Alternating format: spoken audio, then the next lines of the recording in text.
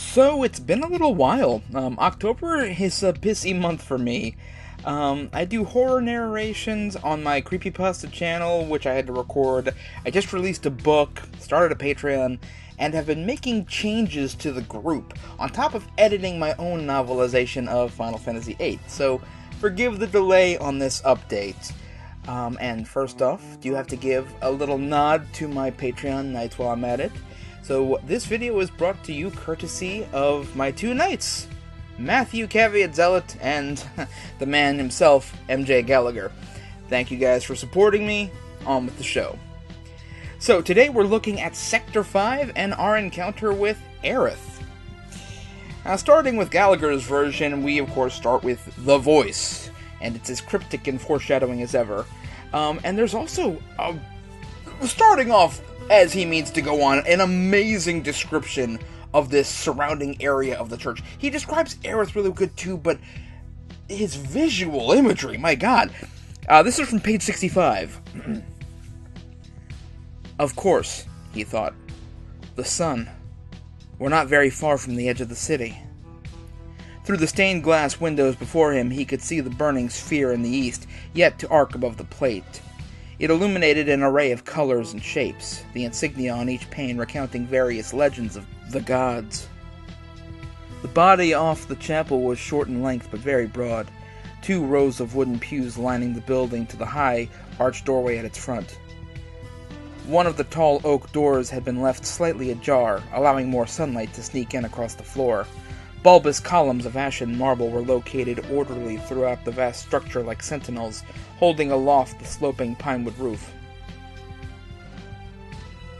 Aerith comments that Cloud wasn't the first one to drop, and Crisis Core, playing me, gets a little giggle at that. This is, again, a good reference to the compilation, and this one is actually pretty subtle. And this is something that I like about Gallagher in this chapter. He's been known to really push the foreshadowing, very heavy. How many times have I said that throughout reading his versions? He's very heavy on the foreshadowing. He actually gives this one a light touch, which is good considering how important it is. It's actually kind of a misdirection, and I like what he does with it. So, Aerith uses her healing power to revitalize a flower that was crushed by Cloud, her innate ability. And this is a very interesting way to showcase her special ability. And it wasn't something I would consider before now. It was actually a very good addition. It's like, yeah, of course flowers grow. Aerith is there. And of course there's a comment about the area being, holy soil, the life streams, yada yada yada, but Aerith has a bit of a green thumb on her. Kind of makes me wonder why my white mage in FF14 sucks at gardening. There's also, of course, the discussion and the introduction to the white materia. Very subtle and breezy like it is in the game. Again, very light touches here. So, it's a nice change of pace considering how crucial that particular item is going to be. We then get a fantastic introduction of Reno, perhaps my favorite side character in the game. I love him so much. He's just awesome. And Gallagher even includes his canonical speech habit of saying, yo. Something, now, I might be wrong about this, but I seem to recall that this was mainly a Japanese version thing. You can see it in the OVA for Last Order, for instance. But even so, it's a great example of his attention to detail. From 69. Hey sis, he mocked. This one's a little weird, yo. Yeah, I know you, Cloud repeated, his voice fierce. That uniform. You're a Shinra spy. He started toward the man, but stopped dead as the sanctuary doors crashed open, 2 infantrymen bursting inside. They trained their rifles on Cloud's chest as they advanced down the aisle, forcing him to retreat. He grabbed Aerith's wrist, pulling her beside him as the soldiers drew alongside the spy, their weapons unflinching. Not taking his eyes from the rifles, he began to edge backwards, careful to prevent any sudden movement. "Reno, you want him taken out?" asked one of the privates. "I haven't decided yet," replied the man, tapping his chin thoughtfully with his fingers. Gives me shivers. I like it. Okay, so then we get the chase sequence, complete with the reference to the barrel-pushing fun / pain in the ass, depending upon your experience with it. I always love the little reference here. This is based on Donkey Kong, you realize. Totally inspired by that. And the action set piece actually really translates into a bit of exciting reading. both authors actually really touch on this, but I'll get to that later. So, there's this back and forth between Aerith and the Cloud regarding Soldier and the Turks, as it happens in the game, pretty similar. And then there's this brief moment when they're traveling through the waste, where the monsters that are in the game called Hedgehog Pies are referred to by their cousin named Boundfat. They appear later in the Coral Valley, I think, or something like that. Like the ancient forest area, if I'm not mistaken. And anyway, Gallagher says that Hedgehog Pie is an affectionate, if inaccurate, local nickname. So it's a nice little bit of lore that I appreciate. I like seeing him do little touches here and there. Rather than having full sections like Williams does, where he'll do entire backstories, Gallagher kind of surgically inserts his bits of world building. I like it. Anyway, they arrive at Sector 5 Village, which is beautifully described as usual, but I want to focus the conversation between Cloud and Elmira at the very end here. He caps off his chapter with another fantastic reference to the compilation here. So, from page 79. "I'm sorry to have to ask this of you," Elmira said with saddened words, "but you're not the first boy from Soldier she's met." "Cloud, can you come up here for a second?" shouted Aerith, her voice muffled as it traveled from the floor above. "Don't worry," he said, making his way towards the stairs. "I'll make sure she doesn't know." "Cloud?" sniffed Elmira. He stopped at the foot of the steps, turning to see a tear roll silently down her pale cheek. "It's just, the last thing Aerith needs is to get her heart broken again." "Yep, she needs that like she needs a hole in her chest." Yeah, but seriously, this is an awesome way to go from subtle reference to Zack at the beginning of the chapter to laying it out here in the open at the end. And it's going to set up the next chapter nicely when, of course, Aerith goes and talks about him full hog. So, great chapter. Kind of short. I noticed this one felt a little bit shorter than the other ones. But it's good. It was as long as it needed to be, and it got us to Wall Market. I'm excited. Wall Market's my favorite section of the game, at least in Disc 1. So moving on to William's work, we're on chapter 12. He writes shorter chapters, and again we start off with the spooky voice scene. But I gotta bring up a note of comparison here. Gallagher and Williams translate the original line here very differently. Now, I don't actually know the canon translation. I probably have read Shadem's translations a bit closer back in the day, but without knowing for sure which is the correct one, it's interesting to see how the meaning changes with the respective interpretations. Gallagher writes his as, "Back then you couldn't even get by with scraped knees." And Williams goes, "Well, back then a fall like this would only scrape your knees." Very different connotation, meaning kind of plays off the character in a different way and kind of refers to different time periods. They're vastly, it's a slight wording change, but they're vastly different meanings. That just goes to show you what a writer can do if they are paying attention to or ignoring the canon. I've learned a few lessons about that myself recently with the edits. Anyways, also of note here, in Williams' version, Cloud immediately recognizes Aerith. Like, there's no fumbling periods. "Oh, hey, it's you. The slum drunk." But I want to read the version where just somebody out there, please write the FF7 novelization where the entire novelization is just jerk-ass Cloud, where he's just a dick to everyone, every standoffish, dickish option. Like, I have to write Squall in my FF8 novelization, and he's a jerk-ass an awful lot in the first disc. Somebody do that to Cloud. Anyways, I digress. Moving back onto the script that I wrote this morning. Now, this is also interesting. In Williams' version, Aerith heals Cloud with materia, rather than using her own innate gift to magic a plant back to life. And while both versions are effective ways of setting her up as the healer, I'll admit I kind of prefer Gallagher's way of doing it, because it showcases Aerith as having a unique power, which foreshadows her status as etc.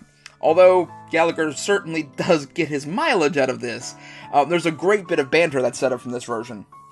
From page 91. In a slot between the grips of the staff, a green materia orb began to glow. His limbs felt numb, and then a feeling of euphoria washed over him. The magic soothed him as her spell pushed his bones back together. He heard them crack underneath his skin. When the materia dulled its glow and the euphoria faded, he felt leagues better.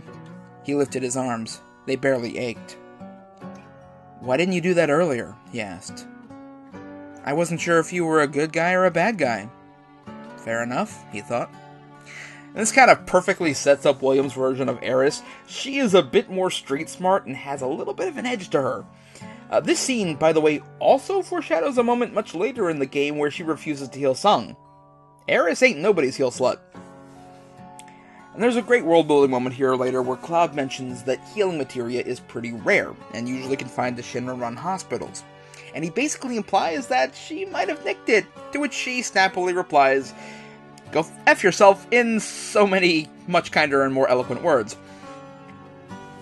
Now, another interesting moment here, both authors have Cloud lose his sword when he falls from the plate, and I don't recall him losing it in the game. I mean, that's probably just a game mechanic thing, but is there a reason that you both decided to do that? Is there like a canon thing, something in the Ultimate Age, or just something that's common knowledge that I'm forgetting, where he loses his sword? I mean, it's great for tension, it totally works, and it makes sense considering the fall, but I'm just curious where that came from. Is there something I'm missing? Let me know, guys. Now, while the barrel scene does happen as well in William's version, he also includes a moment where Aerith actually fends for herself. She's basically a badass here. From page 96. Aerith moved behind some rubble, brandishing her metal staff. She panted, then leapt into the attack. The MP wasn't ready for the sudden violence, and couldn't block. She twirled the staff, cracking his head. She stepped back from him to bring the weapon to bear again. "Ah!" the MP choked, his helmet knocked off. He swung his semi-auto to fire, but was too slow. Aerith sidestepped the gun and swept the staff under his legs. He collapsed, and she brought the butt end of the weapon upon his head a final time. Damn, girl. Aerith has had enough of these monkey-fighting MPs in this Monday to Friday church. Now they escape and have a brief convo as one would expect, and the chapter ends with them heading to Sector 5's village. Again, both versions of this conversation in the rubble, pretty similar to the game. Slight variations, as you would expect, between two different authors, but mostly unnotable compared to the rest of the awesome stuff in this chapter. So starting up with chapter 13, they enter the village, and I really want to touch on this. Williams uses "this guy, our sick guy," to great effect. I mean, he was always a little bit of foreshadowing about the reunion and the sickness and makeup poisoning and all that good stuff. He was definitely a presence. Williams devotes like 2.5 pages to the guy. And I really need to comment on it. I think Gallagher's gonna bring him up in his next chapter, but while it's here, I want to talk about this. His condition and the surliness of the people around him really showcases the kind of area, the gritty Midgar that Williams is creating, in particular the trader, her line is true to the game, but it's just like, yeah. Now, again, I don't want to spoil this one. Here's the thing. When there's a great section, I don't want to, if it's like really long, I don't want to take a quote out of context, because, especially with the way Williams writes, his scenes are long and flowing, and sometimes taking a quote out of just, and true in Gallagher's version too, but especially in moments like this, you just really go read the chapter, because it's so good. He sets up so much, using the character to its fullest. A side character who a lot of players might have missed their first time through. Oh, and we also get reference, by the way, to Sephiroth and the Wu-Tai War, as if to complete the whole foreshadowing trifecta here. Well, I guess technically that's past shadowing.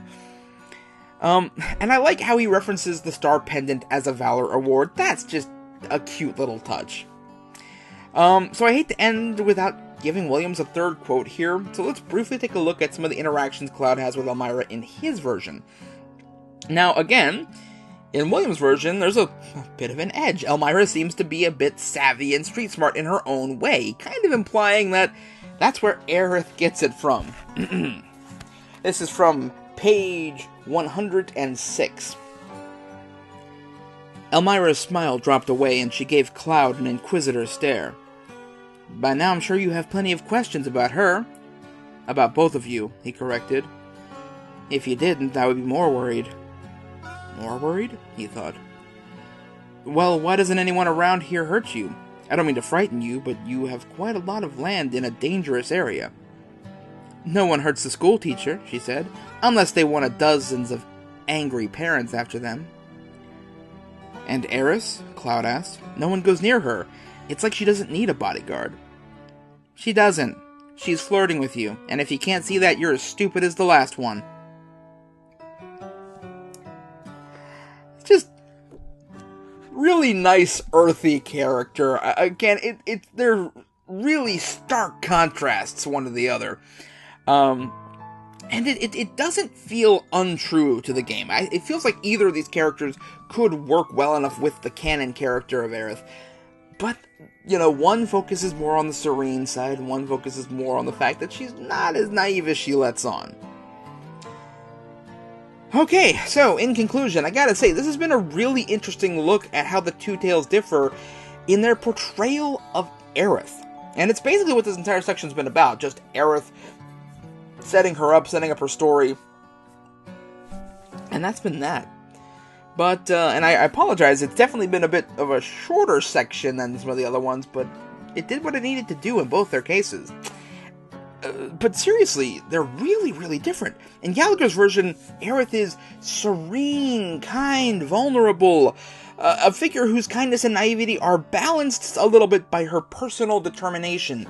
She feels, kind of like Yuna in that sense, where she's got the sweetness and the serenity, but you can tell there's an inner strength. Now, in William's version, she's a straight-up baller who doesn't put up with that shit. She is a good, kind-hearted person, but she's got that rough upbringing, and you can tell, you know, she's a slumborn, and she's got it. Well, not really a slumborn because of yada yada, but you can tell she's been raised on the streets. Again, and it seems more subtle than that when you're actually reading it, but you can tell there's a distinct difference between these two as you get to know the characters, especially in comparison. So that's basically it for this section. Great, lot of fun. I can't wait to read the next section. It's Wall Market, guys. Like I say, it's my favorite section in Disc 1, with maybe one or two side exceptions. So that's it for now, I guess. I don't know how really to end this. I kind of trailed off in my script here. One last thanks to my Patreon knights, Matthew, Caveat Zealot, and MJ Gallagher. If you want to sign up and be a patron, support my writing, support my videos, support me in general, get your name read, get early access, and all sorts of other nice goodies, you can sign up at patreon.com/Micah Rodney. I'll have a link in the description, probably, if I remember to do it. It's been kind of a crazy week for me. Other than that, we'll see you next time on the Final Fantasy VII comparison. And if you get a chance, just by the by, MJ Gallagher just released the Nibelheim incident, so if you're already caught up, now's a chance to read the newest book. It's a side project, but it's still his newest book, so go for it. I'm going to read it later on. Yeah. Also check out his podcast. It's pretty cool. See ya.